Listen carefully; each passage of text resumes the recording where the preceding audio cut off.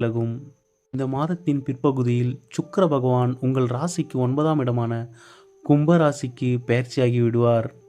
சுக்கிரனின் நட்பு வீடான கும்பராசியில் அவர் சஞ்சாரம் செய்யும் பொழுது இந்த காலகட்டத்தில் நீங்கள் காதல் முயற்சிகளை மேற்கொண்டால் வெற்றியடையும். அது மட்டுமின்றி உங்கள் ராசியில் உள்ள குரு பகவான் தனது 9ஆம் பார்வையாக உங்கள் 9ஆம் இடத்தை பார்த்து கொண்டிருக்கின்றார். இதனால் உங்கள் காதலானது அனைவராலும் ஏற்றுக்கொள்ளப்படும். இந்த மாதம் தொழில் வேலையில் நல்ல முன்னேற்றம் இருக்கும். ஊதிய உயர்வு, ப்ரமோஷன் போன்றவை கிடைக்கவும் அதிக வாய்ப்புள்ளது. உடன்பிறப்புகளுடன் சில மனக்கசப்புகள் ஏற்பட்டு விலகும். இந்த மாதம் பெற்றோரின் உடல்நிலையிலும் கவனம் செலுத்துவது மிகவும் அவசியமாகிறது. குறிப்பாக தாயின் உடல்நிலையை கவனமாக பார்த்து கொள்ளுங்கள். 4ஆம் இடத்ததிபதியான புதன் பகவான் மறைவதும் 4ஆம் இடத்தை சனி பகவான் பார்த்து கொண்டிருப்பதும் தாயின் உடல்நிலையில் சில பாதிப்புகளை கொடுக்கக்கூடும்.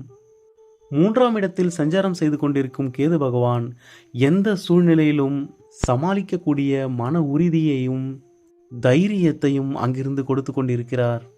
அவரின் மூலம் உங்களுக்கு அனைத்து வகையிலும் சகல நன்மைகளும் ஏற்படும். தைரிய வீரியஸ்தானத்தில் உள்ள கேது பகவான் உங்களுக்கு முயற்சிகளின் மூலம் பல வெற்றிகளை கொடுக்க உள்ளார். கேந்திர இடமான 10ஆம் இடத்தில் உள்ள சனி பகவான் உங்கள் தொழிலில் உங்களுக்கு நல்ல முன்னேற்றத்தை ஏற்படுத்தி கொடுப்பார். உங்கள் ஐஸ்வர்யஸ்தானமான 9ஆம் இடத்தை குரு பகவான் பார்வையிடுவதால் திடீர் அதிர்ஷ்டங்கள் உங்களுக்கு கிடைக்கக்கூடும். பல வகையிலும் நன்மைகளை தரக்கூடிய ஒரு நல்ல மாதமாகவே இந்த தை மாதம் உங்களுக்கு அமைகிறது. நீங்கள் எடுக்கும் அனைத்து முயற்சிகளிலும் வெற்றியை மட்டுமே அடைவீர்கள்.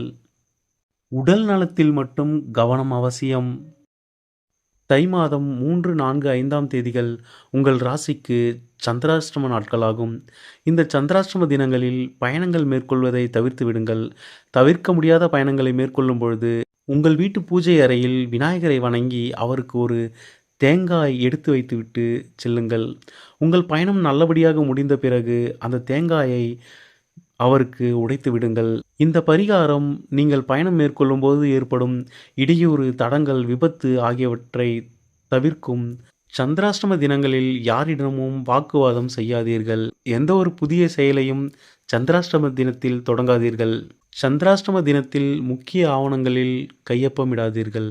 இந்த மாதம் பரிகாரமாக அம்பாள் வழிபாட்டை மேற்கொள்ளுங்கள். அடிக்கடி விஷ்ணு சகஸ்ரநாமம் ஜபம் செய்வது